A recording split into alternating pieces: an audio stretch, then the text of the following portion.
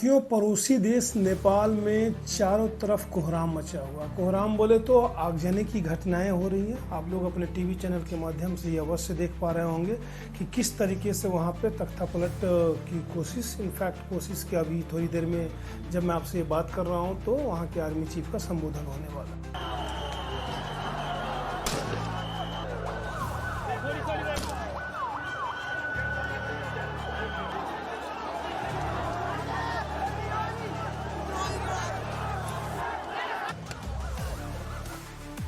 नेपाल में वो कौन सी ताकतें थी या फिर ये क्या कारण थे जिनके कारण हालात यहाँ तक पहुँचे? क्योंकि ऐसा कोई भी एक कॉमन आदमी सोच सकता है कि सिर्फ सोशल मीडिया बैन जो है ना, सिर्फ सोशल मीडिया बैन वो इतने बड़े डिवास्टेशन का रीजन नहीं हो सकता। और क्यों ऐसा हुआ, किस तरीके की इस परिस्थिति पे पहुँचे और भारत भी इसका क्या असर पड़ेगा, ये जानने के लिए वीडियो को अंत तक देखें। जी हाँ, मैं डॉक्टर असित, आप देख रहे हैं अमेजिंग एसिड। वीडियो अच्छा लगे अपने दोस्तों से साझा करें, चैनल पर नए आए हैं सब्सक्राइब करें और बेल आइकन दबाना बिल्कुल ना भूलें। आइए आरंभ करते हैं। नेपाल, जी हाँ दोस्तों, एक छोटा सा देश हिमालय की तराई में बसा हुआ। टोटल 7 प्रोविंस हैं और 77 डिस्ट्रिक्ट्स हैं वहाँ के। कम्प्लीटली लैंड लॉक्ड है। काफ़ी समय तक अपने राजशाही के लिए जाना जाता था। और मैं आपको बताता चलूँ कि एकमात्र ऐसा विश्व का देश जो कि काफ़ी दिनों तक हिंदू राष्ट्र भी था, 2015 से पहले था। बहुत ही शांति और अमन चैन की ज़िंदगी वहाँ पे लोग शुरू से व्यतीत करते हुए आए हैं। भारत के साथ एक स्पेशल बॉन्डिंग, एक स्पेशल संबंध, जिसके कारण आप देख सकते हैं कि भारत की सेनाओं तक में नेपाल के लोग आपको आसानी से मिलेंगे और आज भी लिया जा रहा है।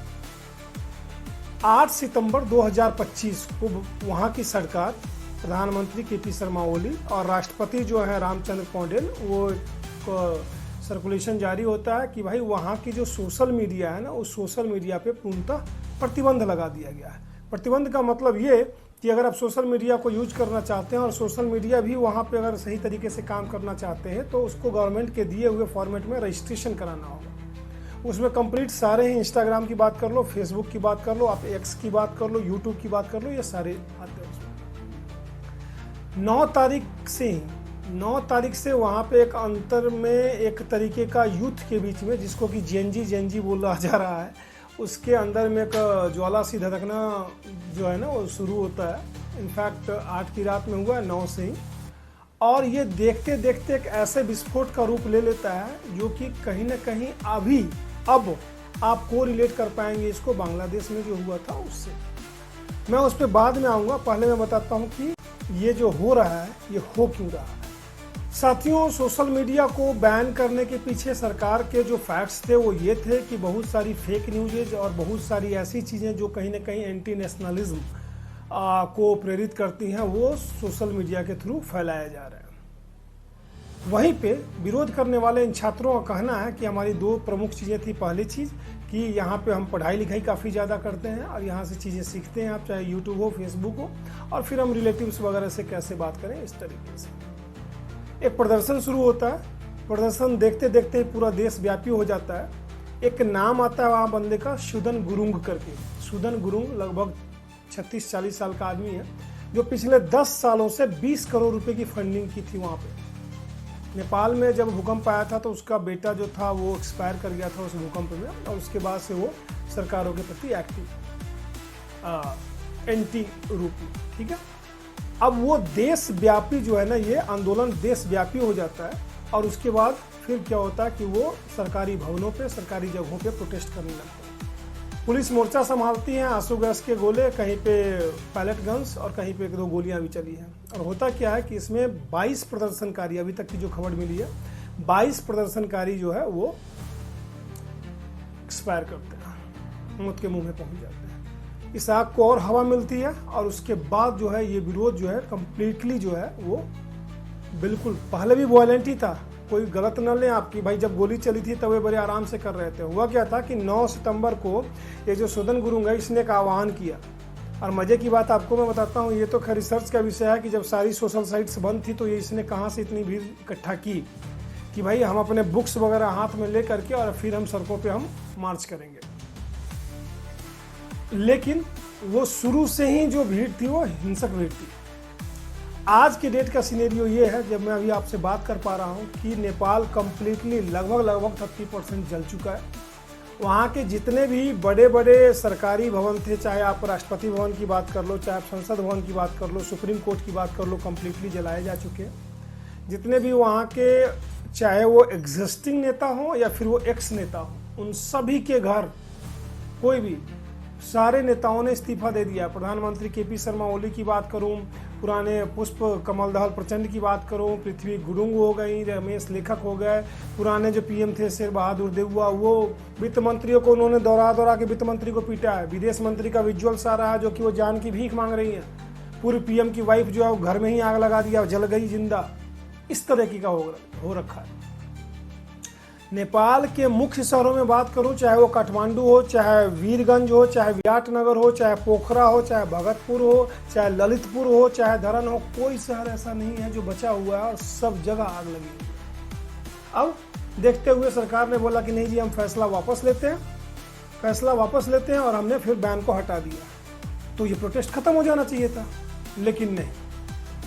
ये जो यूथ है ना, इनका कहना है कि हमारी सरकारों ने बहुत भ्रष्टाचार किया, इनके बच्चे तो विदेशों में पढ़ते हैं, बहुत सारी चीज़ें। और नेपाल का कुछ सिनेरियो रहा भी इस तरीके का। पिछले 17 सालों में 15 प्रधानमंत्री वहाँ के बदले हैं। घुमा फिरा करके वही कम्युनिस्ट की सरकार आती है, जिसने उसको हिंदू राष्ट्र से चेंज करके अपना संविधान ला करके एक डेमोक्रेटिक बना दिया है। और वो नो डाउट चीन की गोद में खेलता है, इसमें कहीं कोई शक ही नहीं। अब यहाँ पे 2 एंगल क्रिएट होते हैं।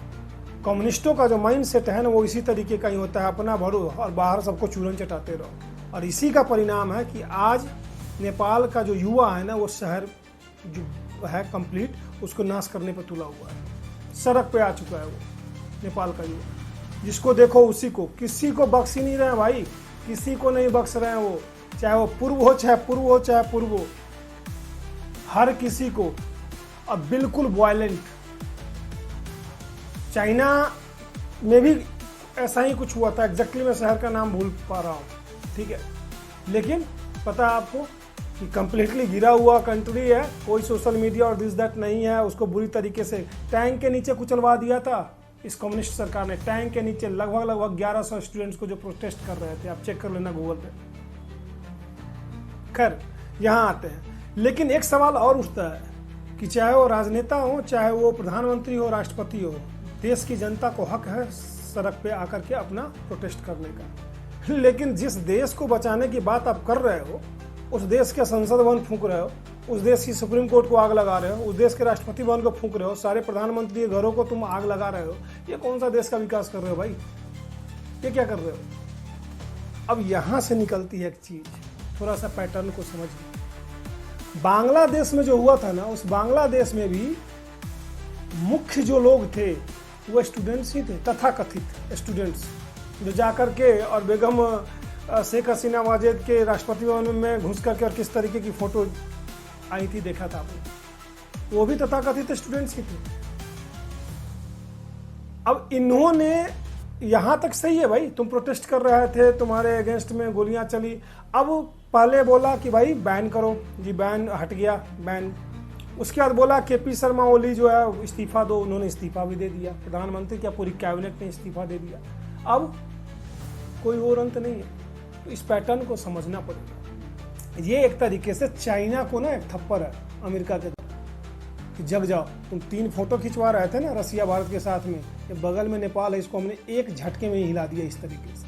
पहली चीज। दूसरी चीज, इस पैटर्न को आप समझने की कोशिश कीजिए। वहां पे भी कुछ वैसे ही नारे लग रहे हैं जो आज भारत में लग रहे हैं।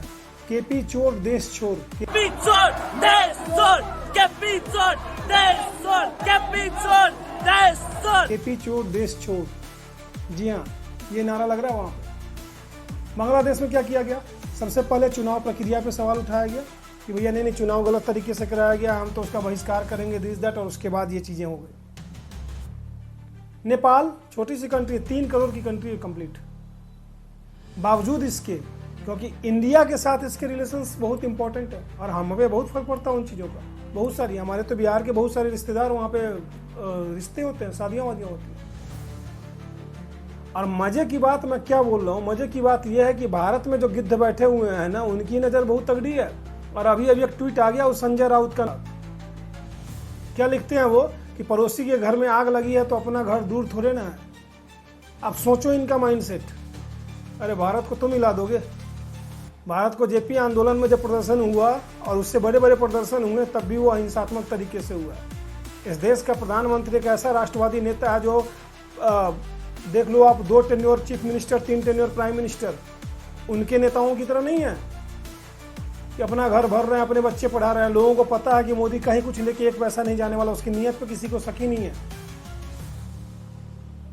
लेकिन आग लगाने की कोशिश होगी, इसमें कोई शक नहीं है। दोस्तों, नेपाल पे हमारी नज़र बनी रहेगी और देखते हैं क्या होता है आने वाले दिनों में। जो भी प्रोग्रेस होगा आपके साथ शेयर करूंगा और तब तक के लिए देखते हैं कि भारत और चाइना की नज़र उस पर कैसी बढ़ती है। और मिनिस्ट्री ऑफ एक्सटर्नल अफेयर्स ने बता दिया लोग अननेसेसरी वहाँ पे नहीं जाएं अगर ज़रूरत नहीं है तो। और बिहार की और यूपी की जो बाउंड्रीज हैं उस पर काफ़ी सख्त कहीं ना कहीं पहरा कर दिया गया है चीज़ों को देखते हुए। तो चीज़ें कैसी हैं वो प्रोग्रेस भारत सरकार इस पर नज़र रख रही है, देखते हैं।